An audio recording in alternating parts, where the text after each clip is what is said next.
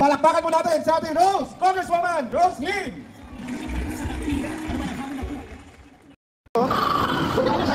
Sama-sama yung supporter po ni Tony Marcoleta, mga naka-white. Sampulo tong pumasok oh. Bukod pa yung mga tao doon oh. Doon yung pinaka-venue. Ayun oh.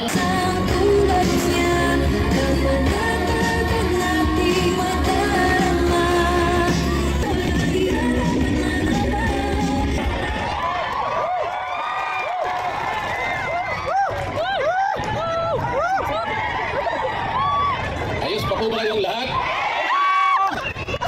Kayo ba ay binayaran para pumunta sa rally ito? Maraming salamat po sa inyong lahat. Dahil sa inyo, masasabi ko sa gabi ito na sama-sama tayo na gumawa ng isang kasaysayan. Wala pa pong nagpatawag na rally na isang kumakandidatong senador na sinuportahan ng ganito karaming mga tao. Ito pa lamang po ang pagtitipon na kinakitaan ang mahigit 28,000 mga Pilipino na nagkakatipon ngayong gabi.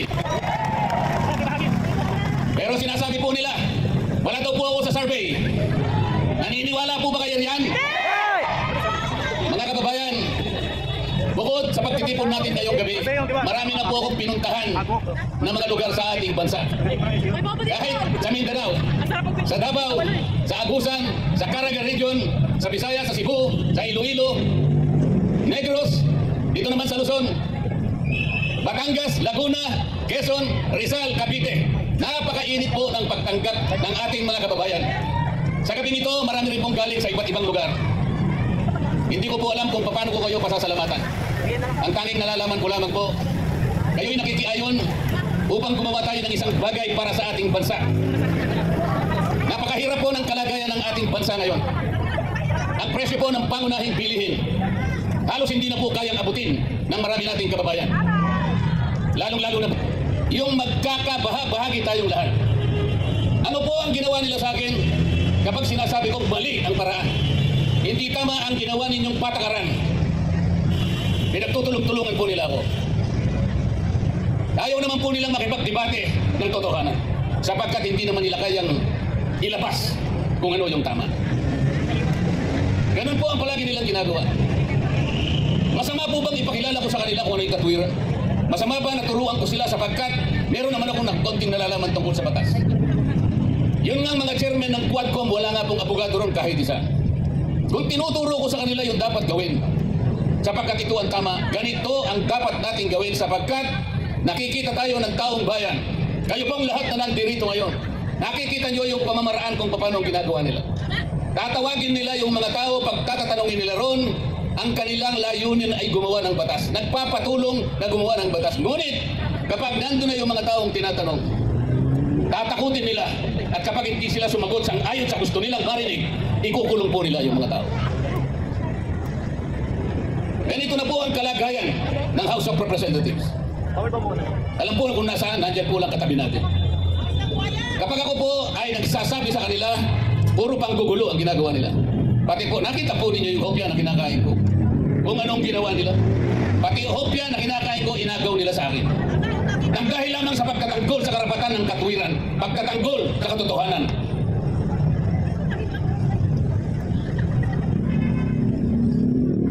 Saan po tayo pupunta? Saan po pupunta ang ating bansa? Tingnan po ninyo ang nangyari. Sinuri nila kunwari yung pagkakagasta ng confidential funds ng Vice President. Wala pong problema kung suriin natin kung paano nakasta ang pera ng bayan. Tama po lahat yun. Ngunit, ang kanila pong ginagawa ay labag na sa batas. Unang-una, napakarami po ng opisina ng ating bansa ang merong confidential fund at sila din ay tinawagan ng pansin ng Commission on Audit. Ayan po ang Commission on Audit. Nasa tabi lang natin. Alam po nila na sila lang ang merong otoridad, sila lang ang merong mandato, sila lang ang merong kapangyarihan na mag-audit sa pagkakagasta ng pera ng bayan. Bakit nakialam ang House of Representatives? Yun po yung tanong ko sa kanila. Akala po kinakampihan ako?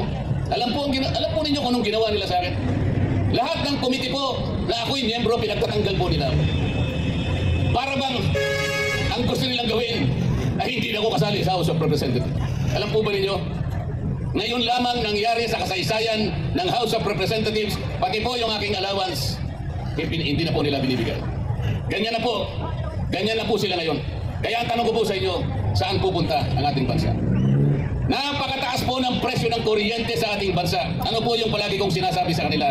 Pagbigyan naman ninyo ako na marinig yung 10 panukalang batas kung paano natin ibababa ang singil. Ang singil po ng kuryente sa ating bansa, ang pinakamataas sa buong Asya. Yan po ay taliwas sa pangunahing layunin ng batas na ginawa ng Kongreso 24 na taon na nakararaan. Ano po yung layunin sa batas ng kuryente na ginawa noong 2001? Ang layunin po ay idulot ang kuryente sa lahat ng mamamayang Pilipino sa murang halaga. Taas po yung kamay na nandito ngayon na magsasabi sa akin na mura ang kuryente dito sa ating bansa. Kung ganon, yung layunin ay hindi po natupad. Pagkatapos ng 24 na taon, patuloy na nilalabag ang batas na ito sapagkat napakataas ang kuryente sa ating bansa. Saan kayo pupunta? Ang senador po, yung tunay na senador, kung gagamitin niya ang kanyang kapangyarihan na pinagtitiwala ninyo sa kanila, meron siyang kakayahan na baguhin ang kalagayan ng buhay ng mamamayan. Kung gusto niyang gawin at kung alam niyang gawin, paano niya gagawin? Kung hindi naman siya nakahanda para gawin yun. Kung wala naman siyang kakayahan na gawin ang itiniwala ninyong kapangyarihan sa kanya. Kapag ka po ikaw ay senador, tungkulin mong gumawa ng batas na makakatulong, wala ka namang kaalaman. Ang problema po, tatapatin ko po kayong lahat. Ang problema po, sa napakahabang panahon ng eleksyon dito sa ating bansa, basta sikat lang siya, yun na iboboto natin. Basta sikat lang. Basta nakakagawa ng pelikula. Bakit ganito po ang kalagayan natin? Pabalik-balik na yung marami sa kanila. Alam po ninyo yun. Dahil sa kasikatan lamang. Hindi man lang ninyo tinanong. Paglapit po nila lalapit na naman po sila sa inyo ngayon. Pwede ba itanong ninyo sa kanila? Ano po ba ang gagawin ninyo? Karapatan po ninyo na itanong sa kanila kung may kakayahan. Pag sinabi niyang may kakayahan, ipakita mo sa akin. Patunayan mo sa akin na kaya mong gawin. Ito po, pinaka-problema. Lalapit sila sa inyo ngayon. Malapit na po. Magsisimula po yung election period sa mga senador, Pebrero 12. Sa mga congressmen, magtatagal ng konti. Mauuna yung mga senador. Lalapit sa inyo ang mga senador na yan, nakakandidato, at mga congressmen nakakandidato. May daladalang konting barya na sinasabi nilang AX, Upad, Akak. Mga kababayan, ganyan na lamang ba ang aasahan natin sa tuwing darating ang isang pagkakataon na nasa inyong kapangyarihan? Bakit hindi po ninyo gamitin ang kapangyarihan na yan? Ipagpapalit nyo po ba sa 5,000 piso ang kinabukasan ng ating bansa? Ipagpapalit pa ninyo sa 5,000 piso ang dignidad na taglay-taglay ng bawat isang mamamayang Pilipino? Pero kunin ninyo. Kasi pera ninyo yun. Kunin po ninyo, pero nakikiusap ako sa inyo, pagkakuha ninyo, huwag kayong magpapasalamat sa kanila sapagkat hindi nila pera yun. Hindi nila pera yun at kailanman hindi naging tungkulin ng isang congressman o isang kumakandidatong senador na siya mismo ang nag-aabot sa inyo. Yun po ay pagpapasiklab sa inyo. Nakakahiya po. Kailangan malaman ninyo na kayo po'y iniinsulto nila kapag lumalapit sila sa inyo at ibinibigay yung halaga na kung tawagin na itaka. Iniinsulto po nila kayong lahat. Hindi po namin tungkulin yun, kailangan malaman po ninyo. Hindi ganon ang tungkulin ng isang senador o isang congressman o congressman. Ang tungkulin po namin pare-pareho, kailangan buhayin natin, pasiglahin ang ekonomiya, ang kabuhayan ng ating bansa upang sa ganon magkaroon ng trabaho, dagdag na kita ang mamamayan. Huwag kayong papayag. Huwag kayong papayag. Ang isang pamilyang Pilipino kahit mahirap, hindi niya gugustuhin na mananatili sa mahirap. Ang isang Pilipino ay mayroong dignidad. Ayaw niya yung palagi na lang na binibigyan siya ng ayuda. Napipilitan lamang siyang kunin dahil sa pangangailangan. Sapagkat hindi ibinigay ang mga kondisyon para sa makapagtrabaho. May karangalan ang dignidad ng Pilipino. Gusto niya pagdating ng tamang panahon, makahulagpos siya sa gapos ng kahirapan. Hindi siya papayag na ipamana sa kanyang pamilya ang kahirapan na matagal niya nang tinataglan. Huwag kayong papayag na manatili ang ganitong kalagayan. Piliin na po ninyo utang na loob. Nasa kamay po ninyo, nasa kamay po ninyo. Pumili na po kayo.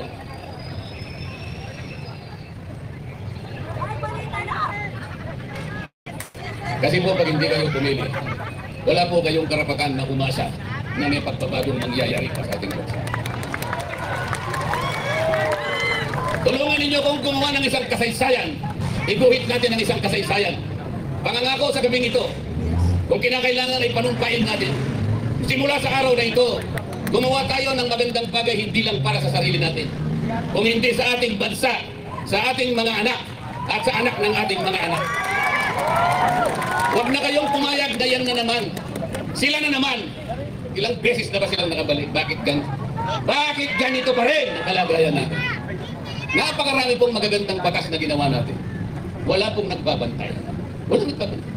Ito pong batas ng kuryente, yung binabanggit ko sa inyo. Totoo po yung layunin. Kailangan murang halaga. Bakit ngayon po'y pagkataas-taas? Wala po kasing nagbabantay. Ang totoo po, kung talagang gagawin lang nila ang mabuti. Invest na akap, invest na AIX, invest na tupad. Bababain natin ang presyo ng kuryente, gawin natin halimbawa. Tanggalin natin ang 12% VAT sa kuryente. Pagkatapos, yung dating buwis na nakukuha dyan, ang gawin na lang natin ay yung mga kababayan natin na nagbabayad ng kuryente sa isang buwan, 2,000 pababa. Kinakailangan ilibre na yun. Yun ang tunay na akap. Kaysa magbayad ka ng buwis, kukurakutin lang. Eh bago nila kurakutin, ibigay na lang natin na libre from 2,000 pababa. Ibigay sa mga taong ganun ang consumption sa kuryente. Ang mabibenepisyo po nung pag ginawa natin, magagawa naman eh. Pag nagawa natin yun, 4.5 million Filipinos na mahihirap ang mabibenepisyo.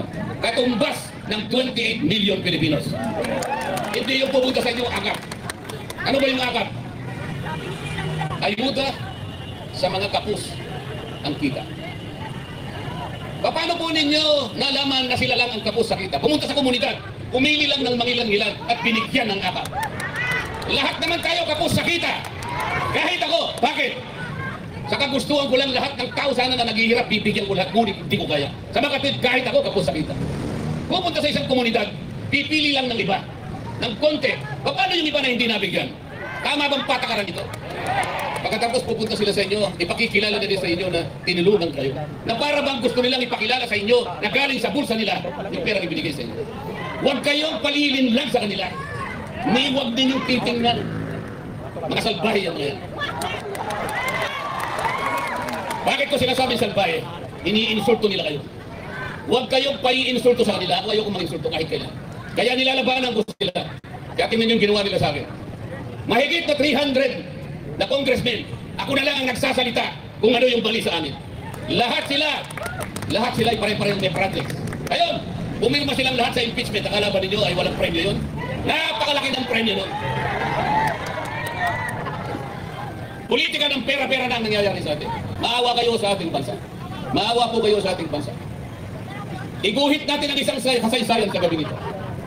Unang-una, naging kasaysayan na sapagkat ito lamang ang pagtitipon na nakalikog ng ganito karaming mga mamamayan. Wala pong nagbayad sa inyo, nagsakripisyo pa kayo, ang iba po'y namasahe pa, ang iba'y galing pa sa Visayas, ang galing pa sa Mindanao, iba. Wala po kaming maibibigay na pera sa inyo. Ngunit ipinakita ninyo ang kahalagahan ng pagtitipon na ito. Salamat po sa suportang iyan at gusto kong samantalahin, gusto kong ipaintindi at gusto kong bigyan ng emphasis. Magsimula tayo sa araw na ito. Makikita nila at malalaman nila kung sakasakaling ako'y nandun ako. Naniwala kayo sa akin. Kahit ilan pa sila, kahit sino pa sila, basta sa tama lamang po tayo. Huwag tayong lilihis sa tama. Kahit mahirap, kahit marami sila, ilalaban natin at ilalaban ang katwiran sapagkat yun lamang po ang tanging paraan nalalaman ko kung paano ako magsisilbi sa ating bansa. Bago po ako magtapos, gusto kong pag-isipan ninyo. Kilala ninyo ngayon kung sino yung nasa Senado. Kilala nyo rin kung sino-sino ang lalapit sa inyo mga ilang araw pa ang darating. Huwag kayong mainipat, darating sila sa inyo, maniniklod sila sa inyo. Hihingi ng tulong sa inyo. Gusto kong sabihin ay humanda kayo. Limiin ninyo. Tandaan po ninyo yung sinasabi ko. Kapag inabot nila yung pera na yon, yun ang katibayan, yun ang simula ng pag-iinsulto sa inyo. Kunin nyo. Pero kalimutan nyo na yung mukha ang tao niya. Para sa ganun po ay magkaroon ng pagbabago ang ating Senado. Hindi man lahat makapaglagay tayo doon kahit isa lang. Kahit isa lang. Kailangan po yung pumoto ng 12. Magpapagod pa kayo. Isa lang ang kailangan nyo.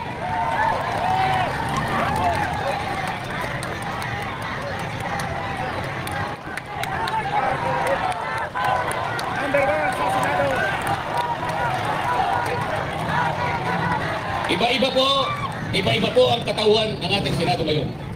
Meron ganito, may ganyan, may ganun at may ganun. Kung baga sa niluto, mga kababayan, hindi po ninyo alam kung anong klaseng luto ang Senado ngayon. Kung magluluto po kayo ng putahe, magluluto kayo ng paksiw, alam po ninyo kung anong sangkap na gagamitin ninyo. Alam po ninyo kung anong sahog ang gagamitin ninyo para makapagluto kayo ng paksiw. Unang sinigang kaya, kahit anong luto, alam ninyo, kabisado nyo. Adobo, alam ninyo kung anong kakailangan ninyo. O kung titignan mo ang Senado ngayon dahil iba-ibang sangkap, iba-ibang sahog sila. Anong klaseng luto ang Senado ngayon?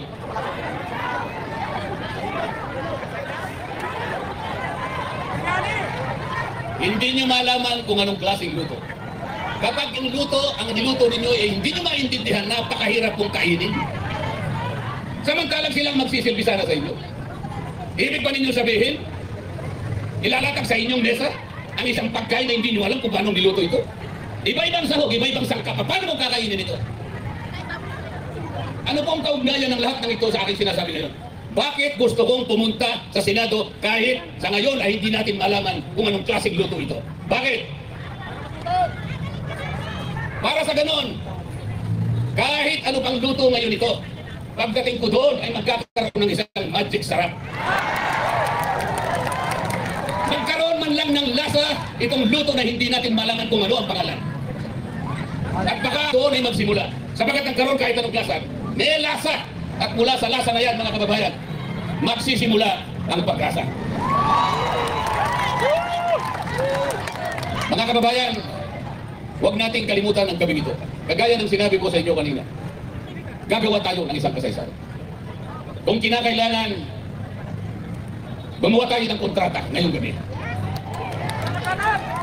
Payag ba kayo na sa gabing ito, simulan natin kung paano natin babaguhin at tadhana ng ating bansa. Magsisimula po tayo sa isang tao lamang, pwede na po yun.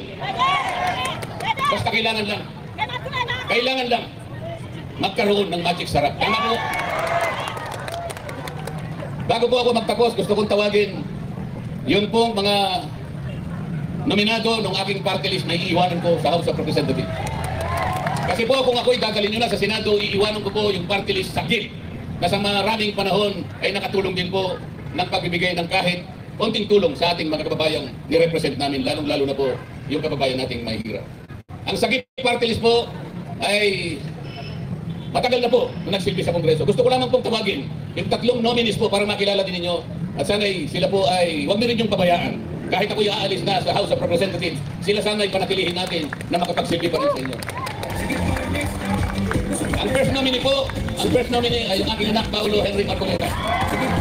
Ang pangalawang nominee po ay si Jopel Balmosina, anak po ng ating Yusek Sito Balmosina. Ang pangatlo po ay si Andy Ryan Pason, mga pinagsama-samang mga operative dito sa ating bansa. Sila pong tatlo ang aking pinagtiwalaan. Nakapag ako po'y aalis na dito sa House of Representatives, sila naman po ang aking pinagtiwalaan para ituloy po nila yung naging layunin namin kung bakit namin itinatag ang Sabik Family. Maraming salamat po sa inyong lahat. Utang galog ko po ang pagsama ninyo sa gabi ito. Sana'y magtuloy po ang ating pangarap. Sana'y maituloy natin ang kontratang ito. At babalik ako sa isang mas malaking lugar na kung saan ipatatawag ko ang lahat kayong lahat at ang marami pang sasama sa atin at magsasalita ko sa inyo bilang isang ganap na senador na ng ating republika. Salamat po. Salamat po. Sige Parles, gusto malasakit, subok na, sige Parles, sige Parles, gusto malasakit, subok na, sige Parles. Ano na lang Diyos ay bayan mo matulungan, kahit sino tunay na malasakit. Sino magaling lumapit o ang tunay na serbisyo na nagpipilitan. Parles na ang bawat isa, muling magsasama, kada mailang sa tulong ng sige Parles, sige Parles, sige Parles, sige Parles. Sige Parles, gusto malasakit, subok na, sige Parles, sige Parles, gusto malasakit, subok na, sige Parles. Nakikita naman ba, tiwalang binigay, kinabaan wala, kayo pa kinabaan, nakalagay bakit, hindi sa sakit, sigurado ba na, pananigalaw at tinatanaw, sige Parles ang sinisigaw, ang sundan natin sa isa sa tulay, kasama ang sakit sa bawat tagumpay, sa bisyo kapan, araw, mabilis, sama-sama tayo sa sakit, Parles, sige Parles, gusto malasakit, subok na, sige Parles, sige Parles, gusto malasakit, subok na, sige Parles, sige Parles, gusto malasakit, subok na, sige Parles,